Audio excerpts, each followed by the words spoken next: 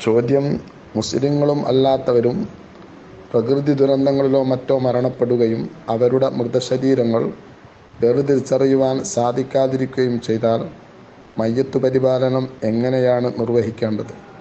എല്ലാ മയ്യത്തുകളുടെ മേലിലും നമസ്കരിക്കണോ? എങ്കിൽ നിയ്യത്തിൻ്റെയും മയ്യത്തിനു വേണ്ടിയുള്ള ദുആയുടെയും രൂപം എങ്ങനെ?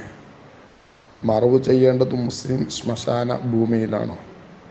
ഉത്തരം: വേർതിരിച്ചറിയുവാൻ സാധിക്കാത്ത സാഹചര്യത്തിൽ എല്ലാ മയ്യത്തുകളെയും കുളിപ്പിക്കലും കഫൻ ചെയ്യലും നമസ്കരിക്കലും നിർബന്ധമാണ്. മുസ്ലിമാണെങ്കിൽ എന്ന നിയ്യത്തോടു കൂടി ഓരോ മയ്യത്തിൻ്റെയും പേരിൽ പ്രത്യേകം നമസ്കരിക്കുകയോ മുസ്ലിമിനെ കരുതിക്കൊണ്ട് എല്ലാവരുടെയും പേരിൽ ഒന്നിച്ചു ഒറ്റ നമസ്കാരം കൊണ്ട് മതിയാക്കുകയോ ചെയ്യാവുന്നതാണ്.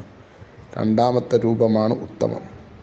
പ്രത്യേകം നമസ്കരിക്കുകയാണെങ്കിൽ അല്ലാഹുമ്മ ഗ്ഫിർ ലഹു ഇൻ കാന മുസ്ലിമൻ എന്നും ഒറ്റ നമസ്കാരം കൊണ്ട് മതിയാക്കുകയാണെങ്കിൽ അല്ലാഹുമ്മ ഗ്ഫിറിൽ മുസ്ലിമീന മിൻഹും എന്നുമാണ് ദുആ ചെയ്യേണ്ടത്. മുസ്ലിങ്ങളുടെയും അമുസ്ലിങ്ങളുടെയും ശ്മശാന ഭൂമിയിൽ മറവ് ചെയ്യരുത്.